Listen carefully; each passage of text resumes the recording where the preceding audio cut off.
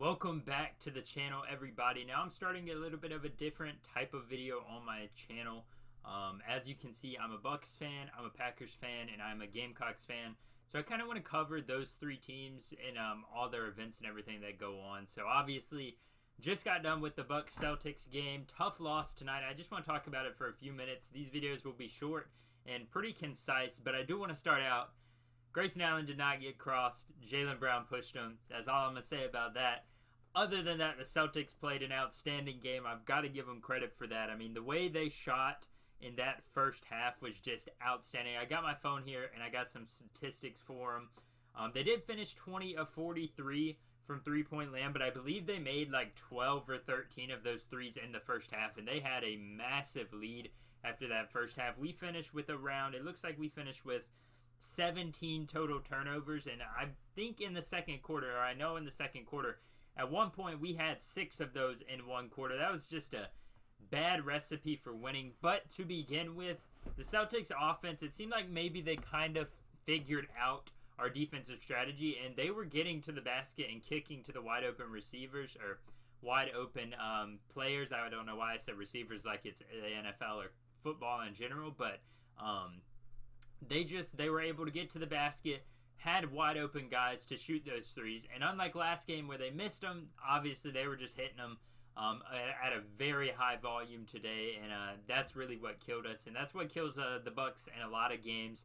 We live by giving up the three, and we just hope that they don't make it. Usually it works out for us, as our defense has been a little better in the playoffs in the recent games, but tonight, we have one game against the Bulls in game 2 where they hit a lot of threes. Tonight, the Celtics hit a lot of threes. But in that second half, the Celtics were flat. They got complacent and they didn't work for their points. And honestly, they were just lucky, in my opinion, that they had built up that big lead in the first half, or it would have been a lot closer of a game going down the stretch there.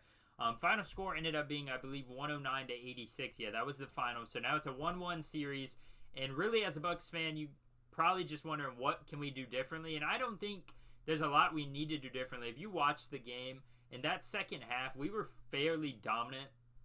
Beginning of the third quarter, I think the Celtics had a nice 8-0 run, something like that, and after that, it was all Milwaukee. We had we got it down to 12 late in the fourth quarter, and about midway through the fourth quarter twice.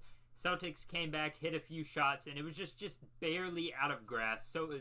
So close but so far away for us to actually win the game and come back.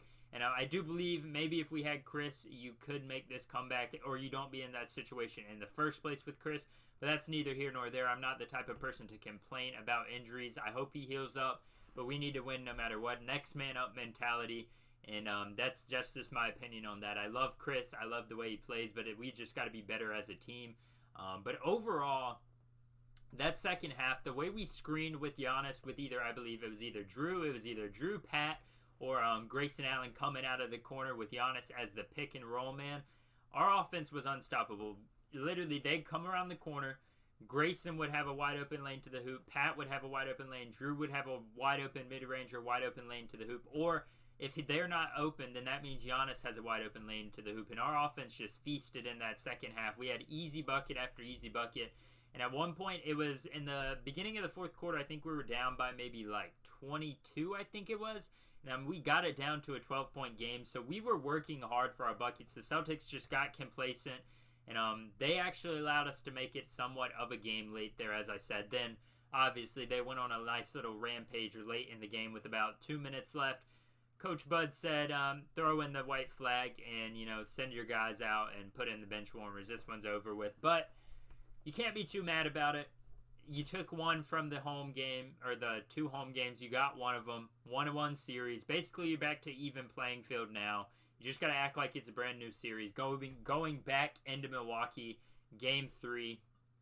What can we do differently? I mean, Giannis, at the end of the day, he has to be more efficient. I think last game, he was slightly better, but by slightly, I mean very slightly. This game, he ended up 11 for 27. Last game, he was 9 for 25 with 24 points. This one, he had 28 points. So he just took slightly more shots, and he made slightly more. But overall, he's got to be more efficient. He was very inefficient in that first half. 1 of 4 from 3. Don't know why you're taking 4 threes, Giannis. I don't want you to.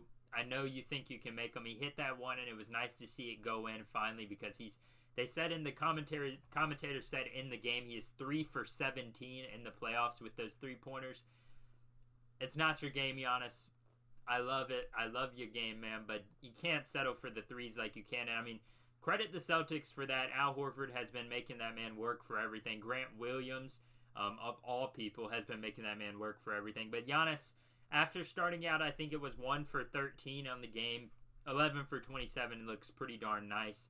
If we just go down, 25 minutes, Brook Lopez had 2 shot attempts for 2 points, 6 rebounds, and 5 fouls from your starting center, a guy that last game gave you an amazing all-around performance. You just got to get a little bit more out of him next game. I'm not disappointed in him at all. This was a tough game for the team. He was frustrated. You could really see it. And, I think next game the opportunities will come back for him. Bobby Portis, 7 attempts, 13 points, 5 of 7, 0 for 2 from 3. He had 8 rebounds. Not a spectacular game, but he was just kind of working for his points, and he had a few nice plays here and there in that fourth quarter. Drew Holiday, not a good game at all. 7 for 20, 1 for 6 from 3. He had 19 points, 2 fouls, 7 assists, and 4 rebounds. 19 points is very misleading because he shot 1 for 6 from 3. He shot 7 for 20 overall. I know he can do better than that, and I think with Chris out, it's a lot more hard on him to be consistent considering he's getting a lot more attention. But I know next game he'll come back hopefully, and he'll improve a little bit on this in this series and come back and win this one. Wesley Matthews, 4 points on 2 attempts. He missed his only 3. And off the bench, the only guy to score more than 5 was Pat Connaughton with 13 points. So just a tough outing tonight.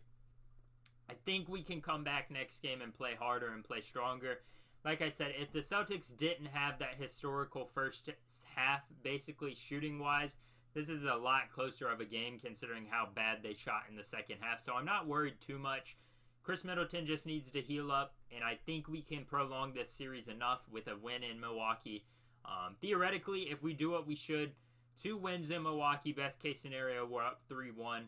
But if we're going fairly, and I want to be unbiased at least, I'll give us a 2-2 series if Chris Middleton can come back in that Game 6 or Game 5, which would be the best case scenario. But there's some places saying he's not even going to be back at all for the series, so we're just going to have to work for it.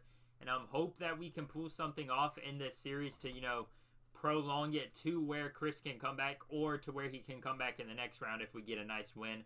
I'll see you guys Saturday after that game. I believe it comes on probably 7 or 9:30. I'm not exactly sure. So it'll be a late video, but I want to start these type of recap videos of my favorite teams. I think it's something that I'll enjoy making, and you guys will enjoy hearing me talk about if you're a fan of that team. Comment down below what you guys thought about this game. It was a tough one as a Bucks fan to watch. They gave me hope at the end, and I'm just optimistic going into the next game. What do you guys think about this game from Celtics fans, from Bucks fans? Any NBA fan, really, if you guys just want to comment down below what's your thoughts about this game, and how did you guys view it? Was it a different view than me, or did you think I was a little wrong on certain subjects? Let me know. I'm open to anything. I love discussion about sports, so yeah, comment that down below. If you did enjoy this video, hit the like button and subscribe. I'll see you guys Saturday at the next game.